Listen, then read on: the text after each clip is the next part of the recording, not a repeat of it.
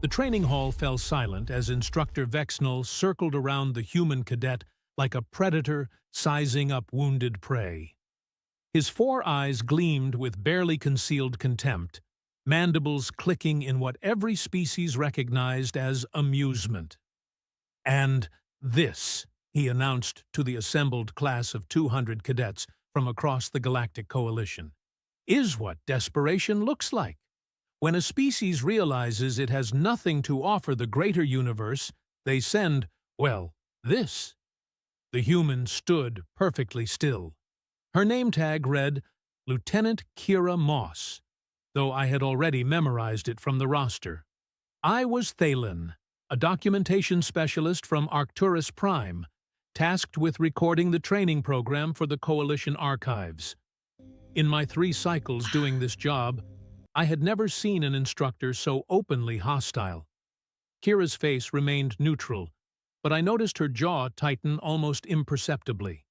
She was shorter than most species in the room, built compact and dense in that peculiar way humans were constructed. Her hair pulled back in the tight regulation style all military personnel wore. "Tell me, human," Vexnall hissed, leaning close enough that his breath ruffled her hair.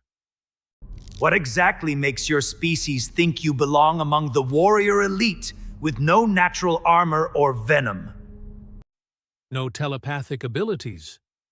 Your planet sat isolated in your tiny corner of space until we found you, playing with primitive fusion drives like children with matches.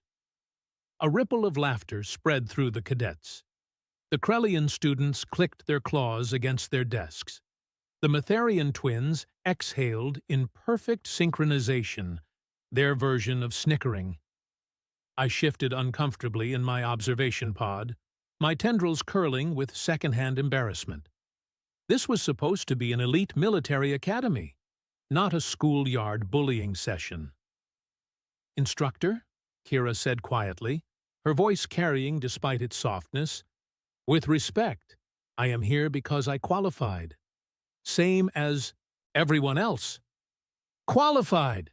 Vexnall threw his upper arms wide, a gesture of mock celebration. "Yes, yes, you squeaked through the physical requirements by the narrowest margins possible. You completed the written examinations with, what was it, 78%? Barely acceptable." He spun to face the class. "This creature's people have been spacefaring for less than 50 standard years, and they think they can stand shoulder to shoulder with civilizations that have explored the cosmos for millennia." More laughter. I noticed some of the other human cadets in the room had their fists clenched, but they remained silent. There were perhaps 15 humans, total, out of the 200 students, scattered throughout the chamber like drops of water in oil. Kira's expression never changed. That was the thing that struck me most. No anger, no shame. Just that same calm, watchful expression. "Today's exercise," Vexnall continued, "is simple combat assessment. Hand to hand, no weapons, no assistance technology. We will see what the human is truly made of beneath all that soft flesh." His mandibles spread in what passed for a smile among his kind. "Lieutenant Moss, you will face Garak." The silence that followed was absolute. Garak stood slowly from his seat in the back row. Even among his own kind, the Vorthian was massive. 8 feet of scaled muscle, with arms thick as tree trunks and a ridge of bone plating running down his spine. His species had evolved as apex predators on a high-gravity world where everything wanted to kill everything else. He cracked his knuckles, each pop echoing like small explosions. "Instructor," one of the human cadets called out, a young man with pale skin and nervous eyes. "This is not regulation. Weight and size classes are supposed to be matched." "Are they?" Vexnall's tone dripped with false curiosity. "How fascinating. Tell me, cadet, when enemy forces board your ship, Do they politely match themselves to your size and strength before attacking? Does the universe care about your regulations? The human cadet sat back down, silenced. I wanted to intervene. The ethical protocols of my people demanded it. But I was an observer, not a participant. My role was to document, not to influence. Still, my chromatophores flushed purple with distress as I watched Kira walk to the center of the training mat. She looked impossibly small next to Garruk. The Vorthian grinned, showing rows of serrated teeth. "Nothing personal, soft skin," he rumbled. "Just following orders." Kira nodded once. "I understand." Vexnal raised one claw. "Begin." What happened next occurred so quickly that my recording equipment nearly missed it. Garruk lunged forward with surprising speed for something his size. His massive fist swung down in an arc that would have pulverized a smaller being. Kira was not there. She had moved, not away, but toward him, inside his reach, where those long arms became a liability rather than an advantage. Her elbow struck Garrick's knee, the joint specifically, with surgical precision. The crack was audible throughout the chamber. The Vorthian's leg buckled, and as he dropped, Kira's other hand found a nerve cluster just below his jaw, a spot I had not even known existed. Garrick's eyes rolled back. All 400 pounds of him hit the mat like a falling asteroid. The entire sequence lasted perhaps 2 seconds. The training hall was so quiet, I could hear the environmental systems humming. Kira stepped back from the unconscious Vorthian, her breathing barely elevated. She turned to face Vexnal, that same neutral expression on her face. "Is that satisfactory, Instructor?" she asked. Vexnal's mandibles worked soundlessly.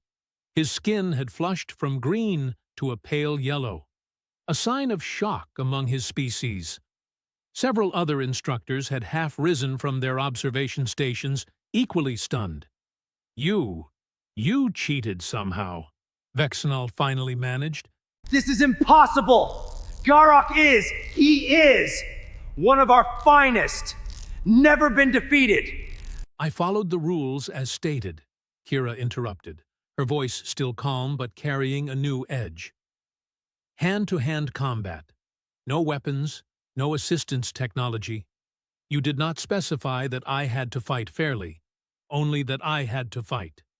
She tilted her head slightly. "Was there something else you wanted to see, Instructor? Someone else you would like me to face?" The medical team rushed onto the mat to attend to Garruk, who was beginning to stir and groan. Kira did not move from her position, waiting.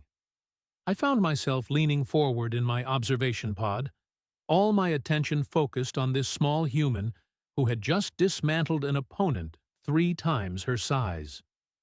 Around the chamber, I noticed other cadets doing the same. The laughter had died completely. Vexnal's color shifted through several shades before settling on a deep, angry purple. "You think yourself clever? You think one victory proves anything?" His voice had risen to a near shriek. "I will show this class. I will show everyone exactly what humans are capable of when faced with real challenges." He stabbed one claw at a control panel. The lights in the chamber dimmed, and a section of floor slid away to reveal a descending platform. "The gauntlet!" someone whispered behind me. I turned to see a Matharian cadet, both heads pale with concern. He cannot be serious. No one runs the gauntlet in first term. It is a final-year examination. I had heard of the gauntlet, though I had never witnessed it, a series of combat scenarios, environmental hazards, and problem-solving exercises designed to push elite warriors to their absolute limits. Cadets trained for 3 full cycles before attempting it, and even then, the failure rate was significant. "You want to prove your species belongs here?" Vexnal snarled at Kira. "Survive the gauntlet, alone, No support team. Complete it, and I will never question your presence again. His mandibles spread wide. Fail, and you withdraw from the academy. You admit that humanity reached too far, too fast, and you return to your little backwater world where you belong. This was beyond protocol, beyond regulation. This was personal vendetta, dressed up as training. Kira looked at the descending platform, then back at Vexnal. For the first time, I saw something in her eyes that made my blood chill. Not fear, not anger. Something colder and far more dangerous. "What are the terms exactly, Instructor?" she asked. "I complete the gauntlet successfully, and you never question any human's right to be here?" Not just mine. Any human cadet. Current or future. I am setting terms for the deal. Vexnal hesitated, sensing a trap but too angry to care.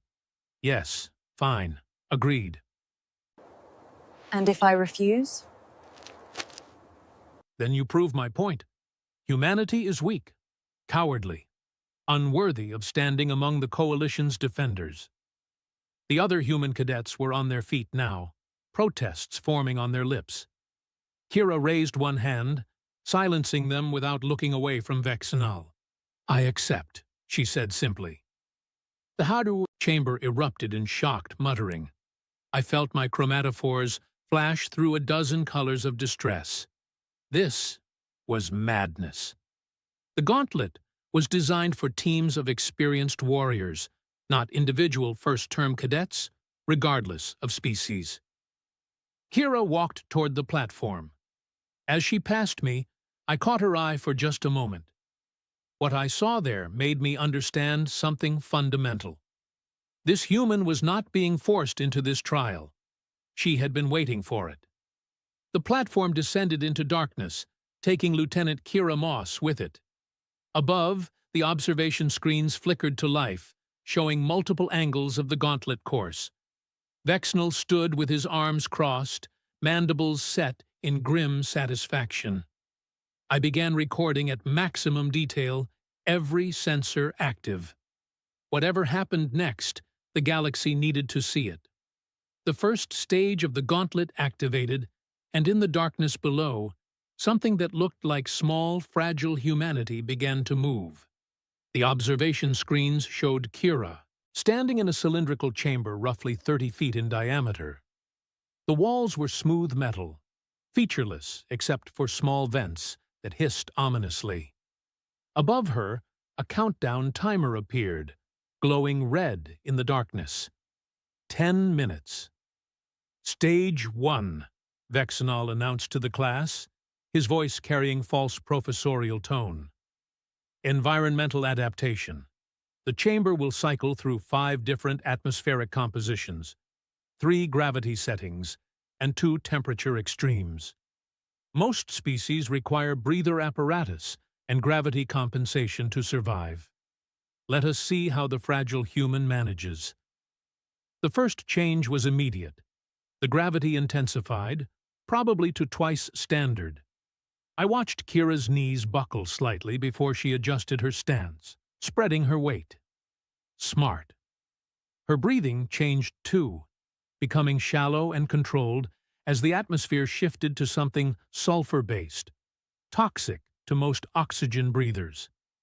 But Kira did something unexpected. Instead of trying to hold her breath or conserve oxygen, she pulled a small device from her uniform pocket. Not standard issue. The instructors leaned forward, ready to disqualify her for using forbidden technology. Except it was not technology. It was a simple chemical rebreather, the kind miners used in primitive operations. Completely mechanical. No power source. Technically legal under the stated rules. Vexnal's mandibles clicked with irritation. The temperature plummeted next, frost forming on the walls within seconds. Kira began moving, constant motion, never staying still. She was generating heat through activity, using basic physics to counter the environmental threat. When the gravity shifted to point 3 standard, making movement floaty and imprecise, she used the walls, pushing off them in controlled bursts rather than trying to walk normally. 6 minutes into the stage, she was still functioning. The Matherian twins were whispering calculations to each other, their 4 eyes wide with surprise. "Impossible," one of the Krellian students muttered. "My cousin attempted this stage with full environmental gear and barely made it through." Stage 1 completed. The chamber floor opened, and Kira dropped down a chute into Stage 2. Combat drones, 12 of them, hovering in formation around a circular arena, each armed with stun weaponry powerful enough to incapacitate a Vorthian. Standard protocol was to use cover, pick them off strategically, survive long enough for the timer to expire. Kira did not look for cover. She ran straight at the nearest drone, using its own body as a shield against the others. When it fired its stunner at point-blank range, she was already moving, the blast missing by inches. Her hand found a maintenance panel on its underside, something I doubt most cadets even knew existed, and ripped out a cluster of wiring. The drone sparked and fell. She caught it before it hit the ground, hurled it at 2 more drones with strength that seemed impossible for her frame. The collision sent all 3 tumbling. While they recovered, she had already eliminated 2 others using the same maintenance panel vulnerability. She memorized their design specifications, I breathed, suddenly understanding. Humans had only been in the Coalition for 50 years, but they had clearly spent that time studying everything they could access. Every schematic, every technical manual, every weakness. The remaining drones adapted, spreading out, trying to box her in. Kira dropped flat as they fired in unison, the stun beams crossing above her head. Then she was up again, using the arena's support pillars like a 3-dimensional maze, staying ahead of their targeting systems by pure speed and unpredictability. When the timer expired, 7 drones were disabled. The remaining 5 hovered uncertainly, their programming not designed for prey that fought back this effectively. Stage 3 dropped her into water. Dark, cold water that filled a tank 50 feet deep. Pressure test combined with aquatic navigation. Most species panicked in unfamiliar environments. The goal was simply to find the exit valve at the bottom and open it before drowning. Kira sank like a stone, no wasted movement. Her eyes were open, despite the murky liquid, scanning. I noticed something then, in the way she moved. Humans were not specialized for any one environment, but that meant they were adaptable to all of them. No gills, but they could hold their breath. No scales, but they could tolerate pressure changes. No natural weapons, but they could use anything as a tool. She found the valve in under a minute, twisted it open with both hands despite the resistance, and shot back toward the surface as the water drained. Vexnal was no longer smiling. His skin had gone completely pale, and his breathing slits were fluttering rapidly. Around the observation chamber, absolute silence reigned. Every cadet, every species, watched the screens with rapt attention. Stage 4 was psychological warfare. Holographic projections, sound distortions, designed to disorient and terrify. The room filled with images of death, destruction, loved ones screaming. Most cadets required counseling after this stage, even when they knew it was not real. Kira walked through it like she was strolling through a garden. Her eyes tracked each projection clinically, analyzing the technology rather than reacting to the content. When a hologram of a dying child appeared directly in front of her, begging for help, I saw her jaw tighten. But she did not stop, did not falter. She understood the test and refused to be manipulated by it. "What is she?" someone whispered. I realized I had been wondering the same thing. This was not luck. This was not even exceptional skill. This was something else. Something that went beyond individual capability. Stage 5 was the final challenge. Pure problem-solving under pressure. A room filled with lethal traps, environmental hazards changing every 30 seconds, and a single puzzle that had to be solved to escape. The puzzle was different for each species, tailored to test logic, spatial reasoning, and creativity under duress. The room activated. Walls shifted. Floor panels began glowing red, indicating imminent electrical discharge. Ceiling ports opened, preparing to release acid mist. And in the center, a complex three-dimensional matrix of light and force fields that had to be manipulated in the correct sequence. Kira studied it for exactly 5 seconds. Then she started laughing. It was not hysterical laughter, not nervous energy. It was genuine amusement, the sound of someone who had just gotten a joke after a long setup. "Oh, you magnificent bastard," she said to the empty room, to Vexnal watching above, to the gauntlet itself. "You designed this to be impossible, did you not?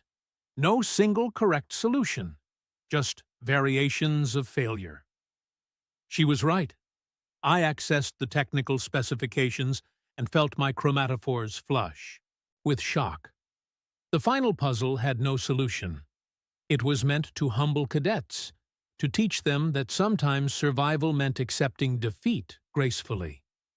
Kira walked to the wall, found a maintenance access panel identical to the ones on the combat drones, and opened it.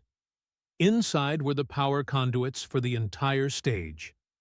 She traced them with her fingers, following the energy flow, then grabbed 2 specific cables and crossed them. Every trap in the room shut down simultaneously. The exit door, programmed to open only after puzzle completion, recognized the power interruption as a system failure and defaulted to safety mode, sliding open automatically. She had not solved the puzzle. She had changed the rules of the game entirely. Kira stepped through the exit and back onto the main platform. The lift raised her up into the training hall, into the stunned silence of 200 cadets and a dozen instructors. Her uniform was soaked, torn in places, covered in frost residue and scorch. Marks. Her hair had come loose from its regulation style. There was a cut above her left eye that dripped blood down her cheek. She had never looked more dangerous. Kira walked directly to Vexnal, stopped precisely 2 feet away, and stood at perfect attention. "Gauntlet completed, instructor," she said. Her voice was steady despite the physical toll. "I believe we had an agreement. You will never question the right of any human to train here. Not now. Not ever." Vexnal opened his mouth, closed it, opened it again. No sound emerged. His skin cycled through colors so rapidly it appeared to strobe. "How?" he finally managed. "How did you— You should have failed. The final stage is impossible. I designed it myself to be." "To be unbeatable," Kira finished. "Yes, I figured that out. You wanted to humiliate me, to prove humanity was not worthy of standing beside the great coalition species." She smiled then, and it was not a kind expression.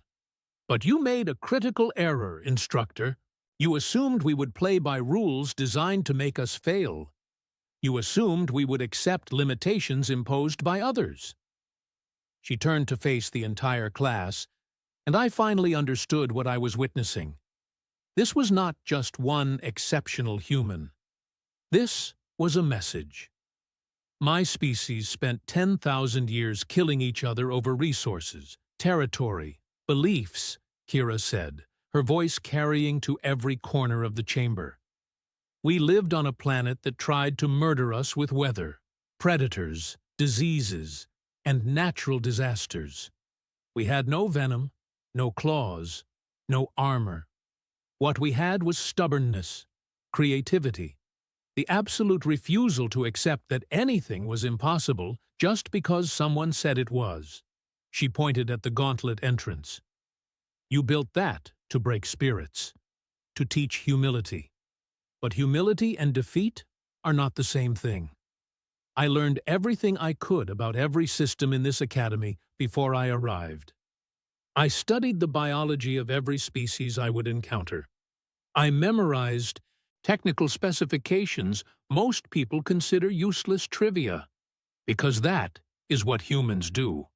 We adapt, we overcome, we survive. The human cadets were standing now, their expressions transformed.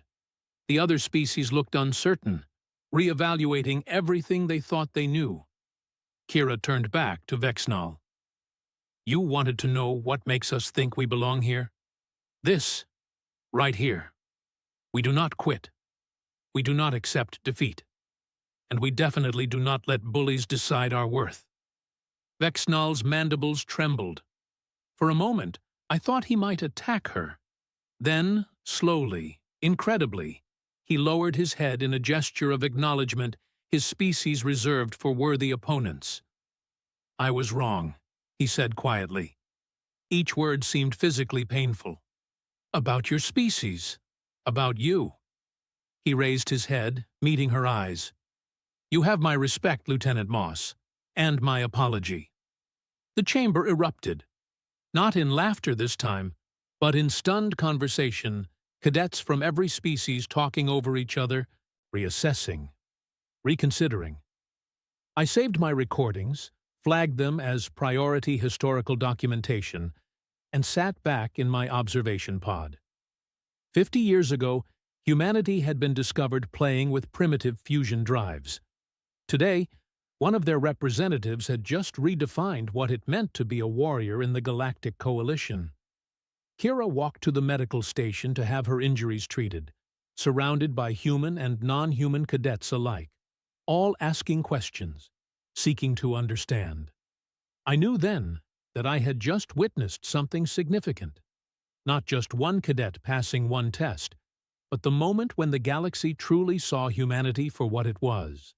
Not the weakest species, not the newest addition desperately trying to fit in, but survivors who had climbed their way up from nothing, who carried 10,000 years of stubbornness in their genes, and who absolutely refused to be told they did not belong.